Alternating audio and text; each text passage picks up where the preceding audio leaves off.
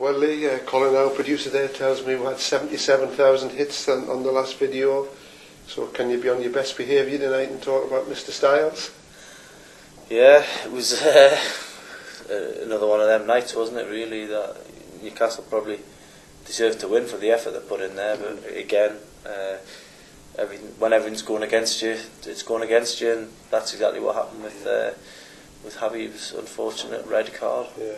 I know Habib's your pal, and I mean it was an absolutely atrocious decision. I mean, what's Satantas putting Graham Poll on for? I mean, he was pathetic. And Stuart Pearce, you know, I mean, I've lost a lot of respect for Stuart Pearce. Sat on the fence as a former Manchester City manager. I mean, it was a horribly 100% wrong decision. But not only that, you know, what about that baldy linesman? You know, that was on our side. In the all game, I mean, he hadn't a clue there was things happening 3 yards away, and he wasn't flagging, was he? Well, you know, going back to Graham Poll, I mean, obviously we're talking about the guy who produced the 3 yellow cards here, the clanger of all clangers in the World Cup last time around. But that aside, what he was saying last night on the telly, it just doesn't add up. He's basically saying that if you slide in, and even if you get the ball first, that it's still a foul if you make some kind of connection. Yeah. So is Graham Poll suggesting it's a non-contact sport now? You know, I think, you know, the whole referee thing this season has got out of hand. There's been some shocking decisions. You know, the start of the season talking about let's respect the ref. You know, you've got to earn respect, and you know, I'm afraid the standard of refereeing just isn't good enough at all levels at the moment, because it's just inconsistent, and it was underlined again last night. And the FA have got to have a rethink about what they do with referees. Yeah, well played. Now, I saw you talking to Habib Beye after the game. I mean, he'd be absolutely distraught. Wasn't it his birthday yesterday or the day before, something? Well, yeah, I mean, absolutely gutted for the lad, really, because 12 minutes into your comeback game where you're just still looking for that first touch, just to get a touch on the ball, and you know, like see if this Achilles heel's all right, and it is all right, but he only had 13 minutes to test it. I think you only had the chance to win one header and then make that tackle, which was pretty much immaculate from what every angle I've saw that. Yeah. So could be suspended for Sunderland, which is that's the hammer blow of all hammer blows for him, because the thing is, you get a lot of foreign players coming over, and they don't settle into they don't take it on board what Newcastle and Sunderland's all about and all that kind of thing. We're talking about a lad here who knows exactly what this derby means, and he wanted to win that one for the fans.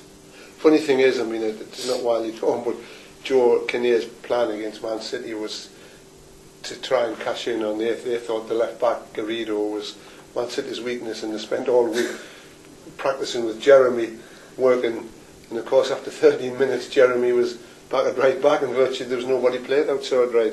I mean, personally for me, I would, I wouldn't dream of criticising Joe's team selection, but I would have gone for, I'd have been tempted to put Damien Duff on the right wing and Charles Zogby on the left. But as I say, Lee, when we get the emails from fans that football's all about opinion, and I laughed with Shola last night. I said that Joe thinks you're John Fashanu, and I says, I think you're better than John Fashanu, so we're going to interview with Shola. But we're very honest, I mean, if he'd hit that shot cleanly, Joe Hart would have saved it, wouldn't he? I mean, he miscued it. I think the thing with Shola Amiobi is if he played with as much confidence as John Fashanu used to play with, then I think he'd be, 5 or 6 times a better player, you know. I mean, even after the ball had bounced around 4 or 5 times, he got in the net eventually, didn't he? He sliced it in the top corner, but as any striker, I'll tell you, on a goal drought, you don't care how it goes in, and hopefully, that's exactly what he said. Hopefully he can build on it and reinforce it, and if Kinnear can keep the sort of confidence going with him and it can snowball, then who knows, he might have a derby goal, remember? Well, we had a national newspaper guy here who's a big Newcastle fan from London. He says, I can't believe Shola scored 46 goals for Newcastle, but he has, and I mean, he scored some pretty vital goals for Newcastle over the years, and rightly so. Your memory's better than mine. A couple against Sunderland, didn't he? He certainly did, yeah. So that's the perfect sort of setup for the next game, which is a small matter of the time we had derby. Yeah. Well, before that, Lee, your next mission, should you choose to accept, Sonia even. Tonight, Joey Barton, you'll be there, Lee, will you? I'll be there, yeah, just around the Cinder track, and we'll see how that one unfolds, the trip to Teesside. Yeah, and I think Joe's already on record as saying that he'll be involved, Joey, if he comes through against Middlesbrough reserves, and rightly so. I mean, he's we know what Joey's done has not been good, but he's a member of the first team squad. So let's hope things work out, and we'll see how you go tonight.